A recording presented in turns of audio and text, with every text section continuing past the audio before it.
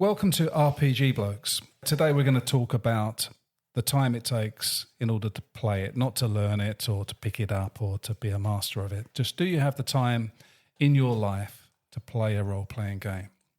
I'm going to introduce the RPG Blokes to you now, and they might tell you a little bit about themselves. First of all, it's Barry. Hello. Like most people, full-time job. I work for Transport for London. We provide a transport service for people with disabilities. I put in a 40-hour week with 3 hours commuting a day. It's shifts, earlys, middles, lates, starting as early as 6 o'clock in the morning, finishing as late as midnight. So, fitting any kind of hobbies in around my work life can be challenging. Right. Okay. And to John? Okay, I thought I had the shittest deal there. So I'm a binman. Waste and recycling operative. Fuck that, I'm a binman. So really early starts, but fairly early finishes. So the good news is I'm old. I do need an afternoon nap, but I do have the time for that. Other than that, gaming, reading, usual sort of stuff.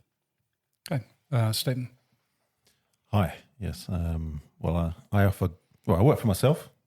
Self-employed. I offer gardening services and design, if anyone's interested. Company name? I won't go that far.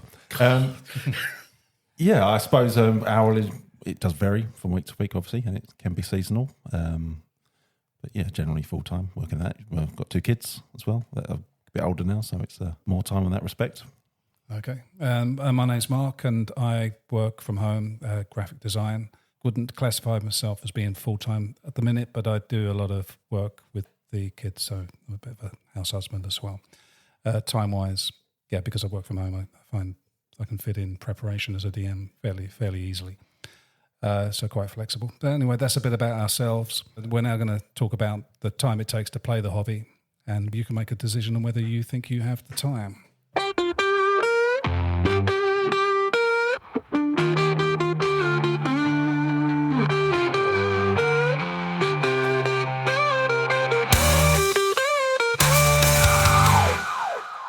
So time-wise, the general length of a session, the ones that we put on, are somewhere between 3 and 4 hours, and that seems to work well. Yeah, I guess there is an optimal length for a session, I guess, to keep everyone interested. And it seems to have come out to about 3 hours, isn't it? I would say would be the average. Sometimes it goes on longer. Sometimes we play around people's houses. Sometimes we have been known to do all-day sessions, but very rarely. When we were younger, I think. When we were younger, yeah, absolutely. But very rarely, if at all now. But 3 hours leave people wanting more, isn't it? If you do too much, you can just like 6 or 7 hour games. People might not fancy the return. I think keeping it snappier and briefer. Then you're looking at where's a good cut-off point for the game. Yeah, so if around that area. You don't want to say halfway through an encounter that can be a really bad place. I know we've had to, but it's difficult to pick up that momentum. Whereas if you think of it like a film where you've got scenes, if you can finish a scene before you go on to the next thing, that's the good place. And if that's an extra half hour or so, yeah, or even sometimes the game can end slightly early if the DM is not quite so nice to do it that way. But yeah, it does happen. I couldn't go for much longer than 3 or 4 hours. Like I know how my tiny mind works, and being attentive as you need to be when you're at the table would be a challenge for me to go on much longer than that. I'm in agreement. 3 to 4 hours seems to be pretty optimum for most people. And also it's like I said in the intro, I work shifts, and that brings with it its own certain challenges. Like quite often I am literally coming straight from work on public transport, which is, stressy enough on its own. Those constraints that can, sometimes I'm fatigued by the time I've sat down at the table, let alone 3-4 hours later, giving it the attention that it deserves. So I just think, be honest with yourself about, can I make that? You know, is there?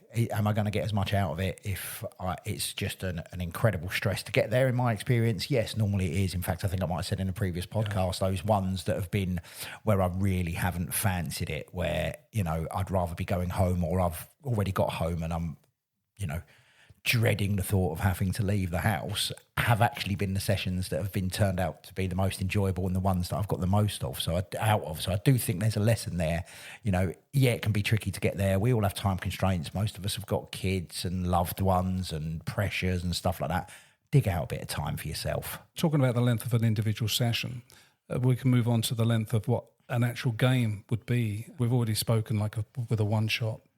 Obviously, that's just one session, but they're very rare in reality. We can tell the complexity of the game. Very difficult to finish it off with one session. So at the very minimum, you're probably going to be investing your time into something that goes on for 10 to 12 weeks. I'd say it would be a fairly standard length of time, but let's be clear, it can go on for a hell of a lot longer than that. And from the moment in which you play, Barry, the first game I remember you playing was a game that went on for about 15 months. Yeah, you told me it was going to last 6 weeks. So End game.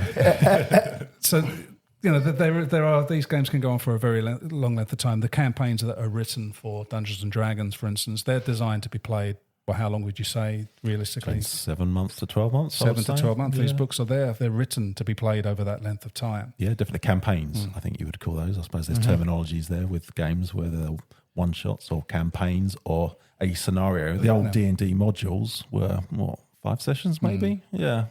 They were the kind of the staple of the early role play games. So more than likely, you're going to be taking on some level of commitment as a game. It just must seem incredible to you to hear that we're playing a game and with the same people 18 months. Potentially that could be off-putting to you, but in no way are you committing to that full length of that game. We understand life changes and people drop in and out of the games that we run. Don't be put off by it, but you've never found that off-putting, Barry, or was that something if I'd said to you in the first place, you know, this is an 18-month game? Do you know, honestly, I don't know. Like, honestly, I don't know. And I don't want to make it sound like you deceived me. I think the plan was for it to last 6 weeks, but there was like a continuation option and we all took it. So I'm going to assume you did a good job of DMing because everyone there was like, yeah, let's carry on. Let's see where this goes. We'd reached like a mini campaign. And then there was a further campaign that was written to carry on from that point. And you know, we all took it. I mean, and I would say, and again, I said at the beginning, I work shifts and it's a pain in the arse. It is a commitment, but most DMs and players, in fact, in my experience, all DMs and players, but I haven't experienced all DMs and players, I get that, understand that you ain't going to be there every week. You know, people know, like, especially for someone like me, so yeah, probably around about 25% of my shifts are late shifts.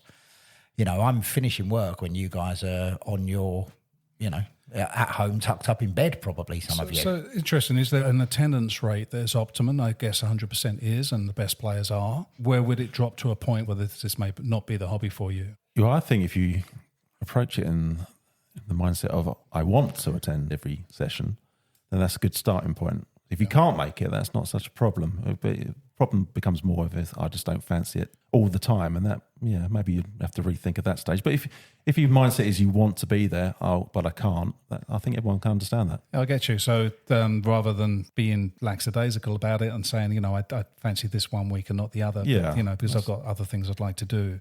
It is a commitment, and that isn't fair on the DM or the players. I think you need to approach this exactly like that. Yeah, I think the intent needs to be there that I want to play everything or to play it all, but it might not be that case. I just want to caveat that ever so slightly. You know, we do know that this is a hobby that, you know, attracts a higher than usual quota of neurodiverse people. And, you know, if you're talking about people's social anxieties and stuff like that, I think you need to cut people that have, you know, genuine challenges a bit of slack. Because it isn't that they don't fancy it. Well, exactly. They would then fit into that they want to be there, but they can't be there. True. And as long as we know about it, you can't keep shit like that to yourself. You've got to come forward and say, look, I won't be able to do it or I can't do it. And that's fine. Yeah.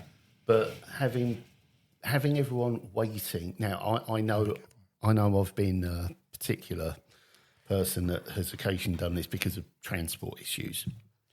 But if you don't turn up at all and everyone's waiting and not knowing, that's a problem. If you're running late, like regularly, you got to do something about that, man. And again, I'm one of the offenders on this, so I know what I'm talking about. If I'm quarter of an hour late, that's a quarter of an hour I've nicked off of every bugger that sat around waiting for me to turn up. And not all games narratively you can go forward. There's one, sometimes you'll have a focal character for a particular set of scenes, part of the story. We had one recently in one of the games, someone was becoming initiated into the Thieves Guild, and it was very focused on him for that sort of half a dozen sessions, and he didn't show up for like 3 of them, and it really threw the DM for a loop because no one else could step in to do certain roles.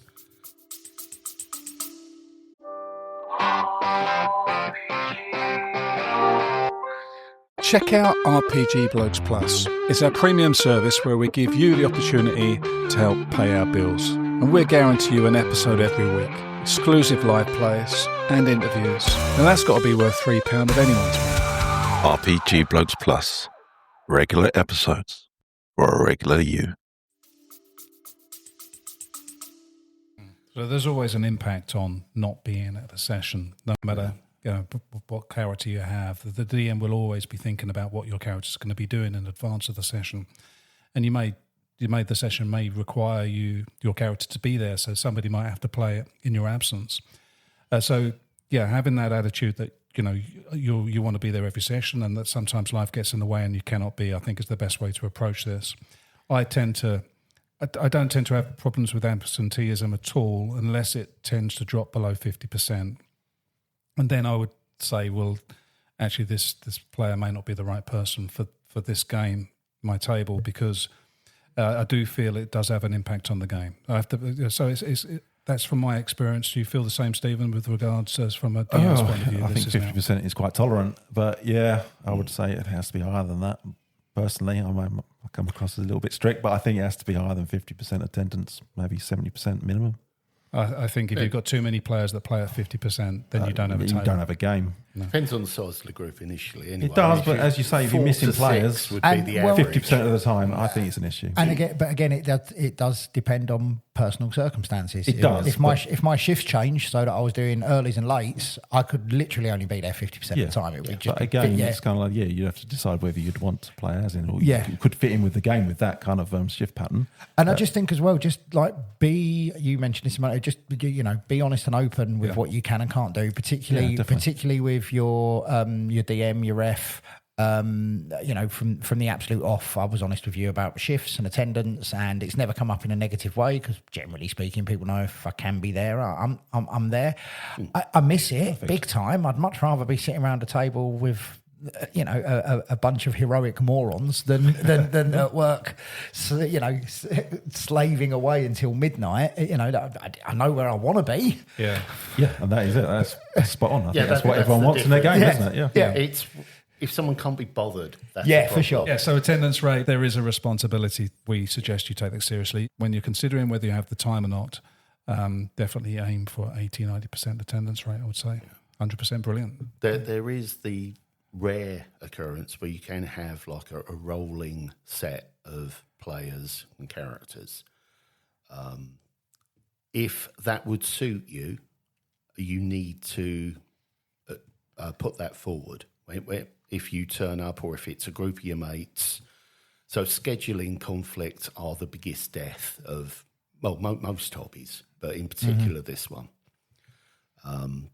So if you've got enough of you that you can't all make it all the time, but if half a dozen of you can all the time, you could take over playing a character. It might result in some interesting character choices, narratively speaking. I really like the idea of a character share, especially if you're going down like a Jekyll and Hyde kind of. I love that. I want to do that. You could actually do that in character. You could have a condition, a curse. Yeah. So this is about talking to your DM still, isn't it? And finding the game that works for you. There are games that will accommodate you. It As long as can you're enthusiastic happen, when as you're long there. as people know they're not getting ignored, stuffed over, stuff like that. Just work together. For fuck's Some sake. games It's work easy. better with lower attendance rates. I think Dungeons and Dragons, the way I play it anyway, works very well if you've got players that miss the occasional session. Whereas other games that are more storytelling and a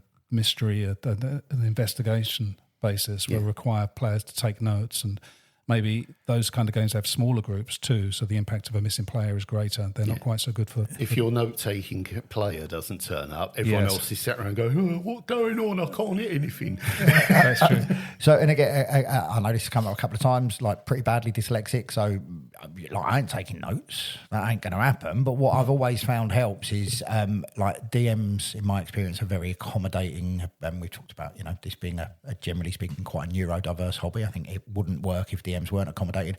But a recap at the beginning of the session, especially if you're someone like me who's missed the occasional session, people will be on Discord filling me in what happened, and I enjoy reading those. I feel like I'm missing out just ever so slightly less by still being kept in the loop.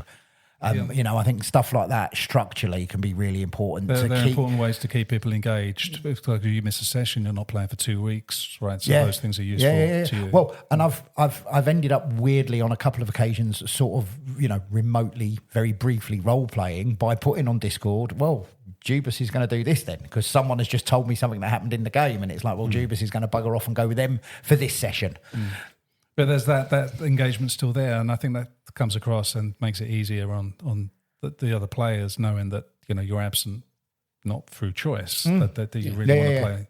So that enthusiasm comes across. Of course, if you're new to the hobby, you don't quite know just yet whether you're going to have that enthusiasm, and you will be given time to settle in and display that or to feel that or not. There'll be a trial period without any doubt, and then you can make that decision. But if you're hooked on it, which we hope you would be, and we expect you to be really, because it's such a brilliant hobby, then this is what it's going to take off you. So be aware of that before you go into it. Yeah, I was just going to say, we are assuming here that you are hooked into the hobby. It's true. All this is to so assume that you considering want to you're hooked, you want to play it, you love it, then don't get involved if you think it's going to be once a month and people are just going to play without you. You're not going to get the same thing out of it. But if you can find a group that can only get together once a month, then go for it.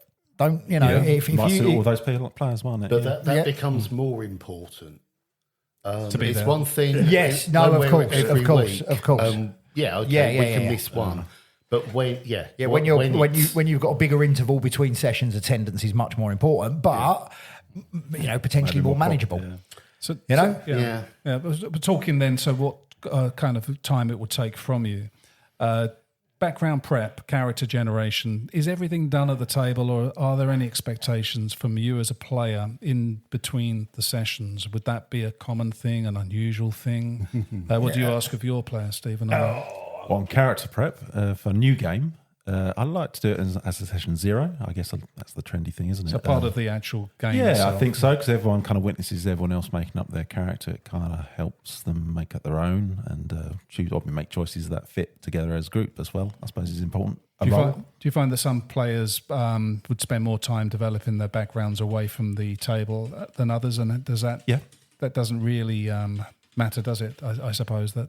Well, I wouldn't demand a background for characters, particularly. It's great if they want to do it. That's awesome because you've got to incorporate that into the game. But I feel it's more important where the character's going rather than where he's been for me, especially if they're kind of like a shorter term scenario. But I'll come to you because you're the other side of the coin in a second, John. But I just wanted to move over to Barry. And you've often said that this is something you come and play, and then in between the sessions, you're not thinking about this really much at all, apart from that integration into Discord with your missed a session, catching up on what's going on.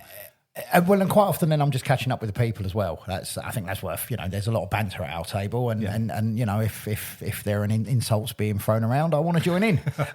So I do fuck all between sessions. Like literally everything is done at the table for me. I might have a little think about, if we're leveling up and stuff like that, I might have a think about it. But generally speaking, I do it all at the table. I think it's preferable to do it at the table.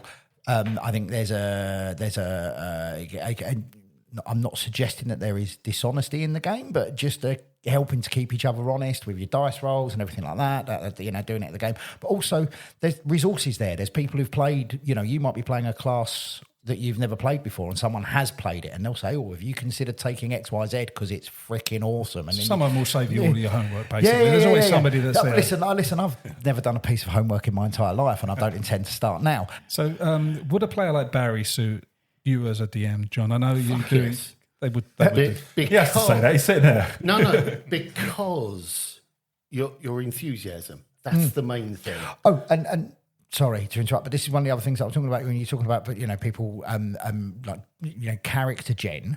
I might come into a campaign with a really basic idea of what my character's going to be like, but I quite like to let the experiences that happen to my character actually end up defining who they're going to be. Yeah, I think that's more important personally. Okay. So everything happens in the game. You don't need to think about it. I think that's great. Yeah. That's I'll come up with one silly little hook about him. Like, I don't know if you remember when I started playing Jubas. Jubas came from another dimension. It's all very complicated. I decided that Jubas was going to have no concept of money. But no idea what money was for, no idea what you would do with it, no idea why are people exchanging these shiny discs. Of that. Will you rob me fucking blind? That was good. Yeah, so that sort of thing can happen in game. You don't need to spend any time before or after the session preparing your character, but then some people do and enjoy doing that, John, and I know you encourage There's that. lots of different ways. So you can go anything from a pre-generated character, which is like... I don't know, a scripted character. They've got their own motivations and stuff written down. Some systems have like a dice roll to generate certain aspects, like what your background, where you learnt this skill, stuff like that. You can use those as aids to develop to make you think about a certain thing, or you can just ignore it. If you've got a concept... You've seen a film, you want to play that person with your twist on it. Again, you can bring that in.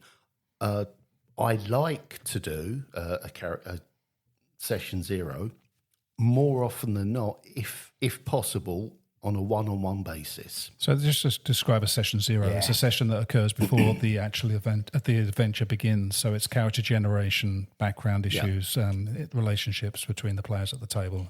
And you don't start the game just yet. Sorry, just to describe it. Cool. I like to get...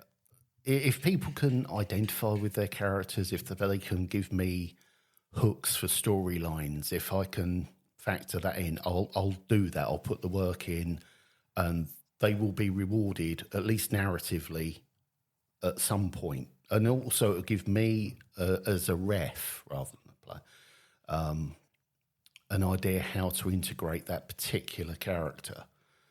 But as opposed to that, someone just turns up and says, well, what do you need? I'll play one of those and have it develop is, again, absolutely fantastic from a completely different angle. And they work side by side within your games. They absolutely do. Yeah. Just the basic time requirements then we'll talk about now. You've got your 4 hours of gaming time, the session, and getting to and from. Nothing else, I don't believe, in a very basic level that you are required to give to the game. You do get out of the game what you put in. I think I've said this about every aspect of it every time. But if you put at least some thought while you're not on the table into what your character will do in certain situations or how they've changed and ratify this is the that sort of thing you can do go. while mowing the lawn. Or, yeah. I mean, in my job, I'm very much on autopilot. Yeah. So a lot of this stuff goes through reffing, playing, all of those things. Not some people have got real jobs and they actually have to think. That's fine. But, most of the time you can make stuff up as you go along. That's essentially what the game is. It's very much essentially what the game is. Yeah, that's true. And if you're there at the table and you can do that, everything can be done at the table. There's a very much, I know we're talking about the time that it's going to take from you, but you also need to talk about what you're getting back in return for that time. But I also think there's a different strokes for different folks thing here. Like, you can put a table together of people and like, you'd know more about systems that would lend itself to this, who, they're deep diving. Their characters are going to be fully fleshed out. They're thinking about stuff, consistently. They're on Discord constantly. And that's a great way to play the game. And you end up with a very rich world full of great role play. But, you can also come along and smash orcs over the head with a stick if you want. You can find a group of players that will play like that. And we all know there are systems that will lend themselves more to one than to the other. And one type of player can mix in with another. Oh, absolutely. Always absolutely. Yeah. So what, Stephen, from a DM's, because we're talking from a player's point of view, how much time this will take you. We're not going to go into how long. Man and boy. We're not going to go into how long Absolutely. it takes you to prep a game and DM. We'll do that for another session when we start talking about DMing and whether you might like to become one. But Stephen, I'd like to be one. once we've managed to make one of Barry, we can make one of any of you. I can tell you that. Steve, so when you're dealing with when you're playing the game, because you do play, I do also. What kind of input do you like to put into your characters, and how long do you spend thinking about things like that? I must admit, I've been playing, I don't often really think about their background too much. Like Barry said, you'd have maybe one thought about motivation, about this character's motivation, which helps you play the character, whether that be on his alignment or his outlook. From there, I think it's more important about how it develops in the story of the game. Even if I come up with a hugely detailed list, I'd probably change my mind 2 hours into the session anyway. And does anyone really care about what he did 40 years ago in his life? I mean, no. So I think it's more for the player. If you want to sort of like develop your character to that level, I think it's more for you than anything else. So it all happens at the table, as I far think as you're so. concerned, on the fly. Because if it's not happening in real life in the table, then it doesn't really, nobody knows about it apart from you, and then it doesn't really count so much. The requirements and that level very minimal from your point of view as well. I think so. Yeah, just the commitment to Just develop be it in game. You bring it out in game if possible. I agree. Possible. I think just be there and just commit to that time you are playing the game and spend that time enjoying it. So I'd like to finish off this podcast by just each of us telling you just how long we spend a week playing the game. To put it into context, I suppose. And I suppose we should include our DMing hours as well as our playing hours. So I will start with Stephen. I see I DM a game on a Wednesday evening, and that's 3 hours. And I play a game on a Thursday. But you get to and from, so you've got to add your travel time in here as well. Oh, blimey. How much of your life does it take up? God. If we want to add travel time, I'm going to have to send off to NASA. Okay. We'll separate travel time then. But actual time playing it. It's probably at the moment, it's been 3 games a week occasionally, but 6 hours to 9 hours a week playing or actual in-game play. And then if I've started a new game, there's a lot more prep.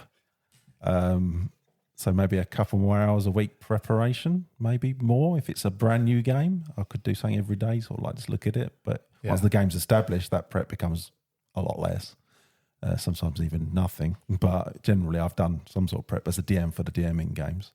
So we can add maybe sort of like 2, 3. Let's add another 4 hours on for that then. So at the moment, 10 to 13 hours a week, maybe? Yeah, maybe. okay, 10 to 13. Does that sound like a lot? I'll cover myself next because I think we're fairly similar. We play 2 games together. I occasionally run an additional game, so maybe add another couple of hours a week on top of that. So that's my commitment too.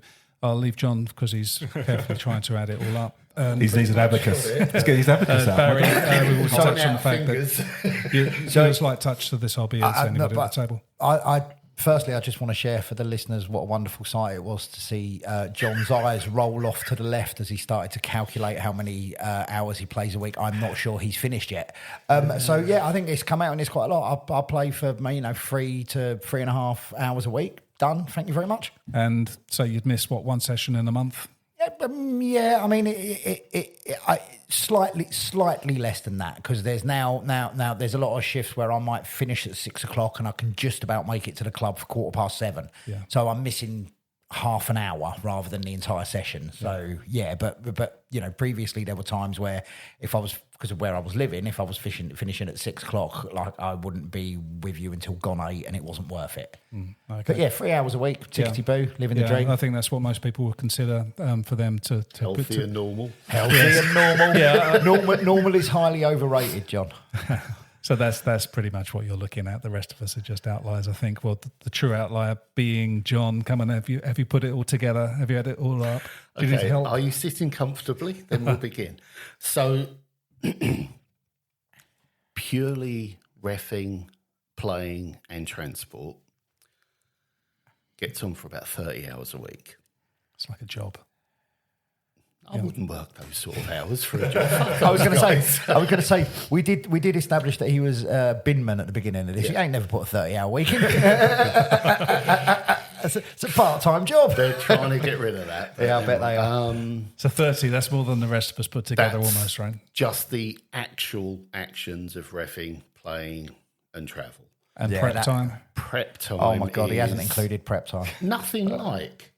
No. The prep time, I mean, while I'm at work, unless I'm doing something dangerous, risky, you know, crossing the roads and stuff like that.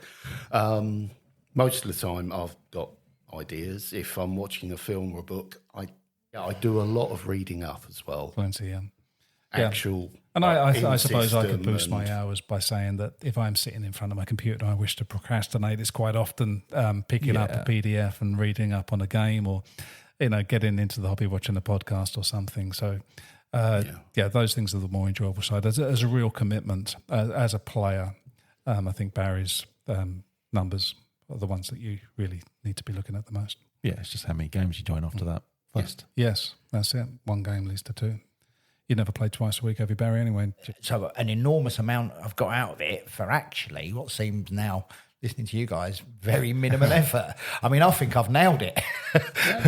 Yeah, brilliant, isn't it? I mean, you've got full value out of this game. You're getting the full experience. Yeah, I've done well getting as much out of this for the hours that I've put in, and I don't think I'm anomalous in that regard. I think that most of our listeners, you know, if this is for you and you are going for it, I think you will get as much out of it as I had with the kind of time input that I'm giving. Yeah. Some of them may even become obsessed weirdos like you guys.